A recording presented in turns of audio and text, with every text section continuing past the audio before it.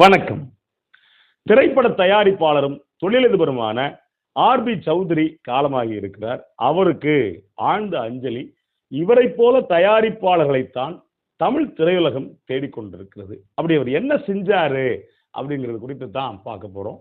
ஒரு சினிமாவுக்கு எல்லாமே முக்கியம். தொழில்நுட்ப கலைஞர்கள் முக்கியம், நடிகர்கள் முக்கியம், இயக்குனர்கள் முக்கியம், இசையமைப்பாளர்கள் முக்கியம்.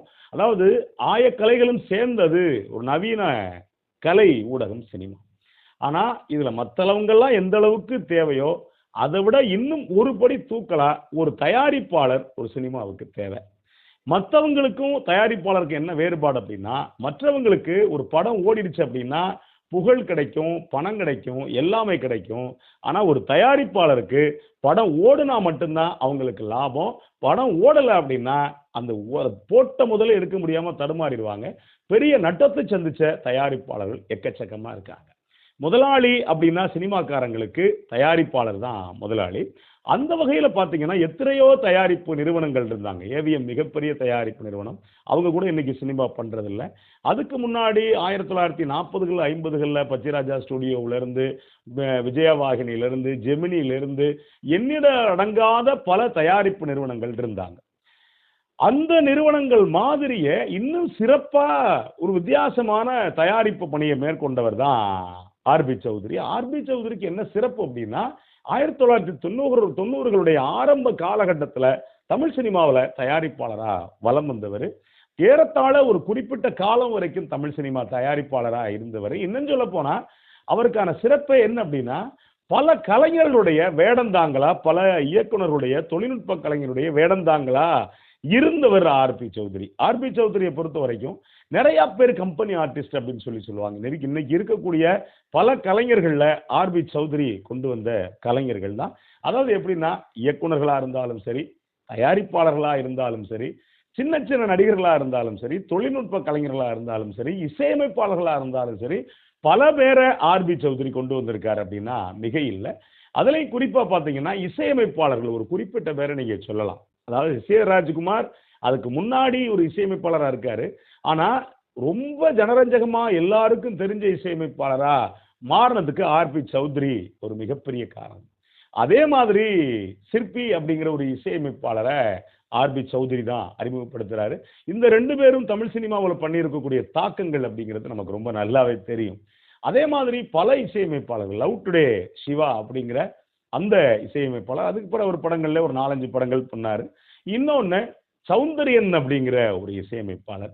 இப்படி பல இசையமைப்பாளர்களை கொண்டு வர்றாரு. என்ன சொல்ல போனா இசைஞானி இளையராஜா கிட்ட ஆர்.பி. சௌத்ரி போனதே கிடையாது. ஆனா அவர் காலகட்டத்திலேயே மாற்றா பல இசையமைப்பாளர்களை ஒரு பக்கம் கொண்டு வர்றாரு. இன்னொரு பக்கம் நீங்க பாத்தீங்க அப்படின்னா பல இயக்குனர்கள் இன்னைக்கு பிரபலமா இருக்கக்கூடிய நீங்க பல பேர், விக்ரமன்ல இருந்து நாகராஜ், ஒரு படம் பண்ண நாகராஜன் உள்பட, அதே மாதிரி கே.எஸ். ரவிக்குமார் உள்பட நீங்க ஒரு நீண்ட பட்டியல் உங்களால போட முடியும். அந்த அளவுக்கு ஒரு மிகப்பெரிய இயக்குனர் பட்டாளத்தை உருவாக்குன பொறுப்பும் கடமையும் ஆர்.பி. சௌத்ரிக்கு உண்டு. அதே மாதிரி பல நடிகர்களை இன்னும் சொல்ல போனா சரத்குமார் மாதிரியான நடிகர்கள் அதுக்கு முன்னாடி சொந்த படம் தயாரிச்சு வெளிவந்தார். ஆனா சரத்குமார் நிலை பெற்ற கலைஞனா இருக்கிறதுக்கு ஆர்.பி. சௌத்ரியுடைய படங்கள் ரொம்ப முக்கியமானது.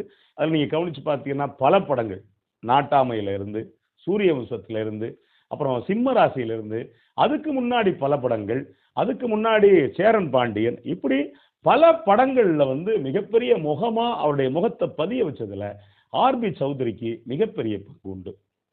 அப்படி நீங்க ஒரு எண்ணிலடங்காத ஒரு கலைஞர்களை உருவாக்குன ஒரு மிகச்சிறந்த தயாரிப்பாளர் ஆர்.பி. சௌத்ரி. ஆர்.பி. சௌத்ரி என்ன சொல்லுவாங்க அப்படின்னா, பெரும்பாலும் யாருக்கிட்டையும் அந்த முகத்தை சுண்டி பேச மாட்டார், அதாவது கோபப்பட்டு பேச மாட்டார் அப்படின்னு சொல்லுவாங்க. ஏன்னா தயாரிப்புங்கிறது எவ்வளவு பெரிய டென்ஷனை ஏற்படுத்தக்கூடிய பணி அப்படின்னு அந்த சினிமா தயாரிப்புக்குள்ள உள்ள போனவங்களுக்கு தெரியும். அப்படிப்பட்ட ஒரு துறையில் இருந்துகிட்டு ஒரு இன்முகத்தோட எல்லாரையும் வரவேற்கக்கூடியவரா ஆர்.பி. சௌத்ரி இருந்திருக்காரு. அதாவது அவருக்கும் இன்னைக்கு இருக்கக்கூடிய சினிமாவுக்கு என்ன வேறுபாடு அப்படின்னு நம்ம உணர்ந்தாலே புரிஞ்சுக்க முடியும். இன்னைக்கு இந்த மாதிரியான தயாரிப்பாளர்கள் கிடையாது.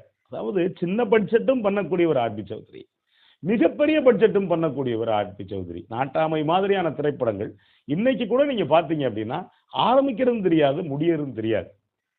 அப்படி பல படங்கள்ல வந்து தன் பெயரை வச்சு நிலைநிறுத்தினவர் ஆர்பி சௌத்ரி. ஆனா இன்னைக்கு நீங்க கவனிச்சு பாருங்களேன், சின்ன சின்ன தயாரிப்பாளர்கள் எங்க போனாங்க அப்படிங்கிற கேள்வி நமக்குள்ள இருக்கு.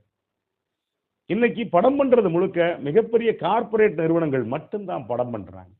அந்த கார்ப்பரேட் நிறுவனங்கள் படம் பண்றதோட விளைவு என்ன நடக்குது அப்படின்னா, நல்ல சினிமா, மக்களுக்கான சினிமா, மக்களுடைய வாழ்க்கை தரத்தை நாடி பிடிச்சு பார்க்கக்கூடிய சினிமா அப்படிங்கிறது இன்னைக்கு நேரத்தால இல்ல அப்படிங்கிற இடத்துக்கு கொண்டு வந்து நிப்பாட்டி இருக்கிறதுக்கு கார்ப்பரேட் நிறுவனங்கள் மிகப்பெரிய பங்காற்றி இருக்கு. நல்ல படங்கள் வரலே அப்படிங்கிறதுக்கு இந்த மாதிரியான எல்லாருக்கும் கவர்ந்தெழுக்கக்கூடிய ஒரு தயாரிப்பாளர்கள் இல்லை அப்படிங்கிறது தமிழ் சினிமாவுடைய வருத்தம். ஆர்பி சௌத்ரி என காலம் வந்துட்டு எல்லாரையும் எல்லா இடத்துலையும் கொண்டு போய் சேர்த்துரும். ஆர்பி சௌத்ரி காலமாகி இருக்கிறார். ஆர்பி சௌத்ரி மாதிரியான தயாரிப்பாளர்களை தமிழ் சினிமா வட்டாரம் எதிர்பார்த்து கொண்டிருக்கிறது. அவருக்கு ஆழ்ந்த இரங்கல்கள். நன்றி, வணக்கம்.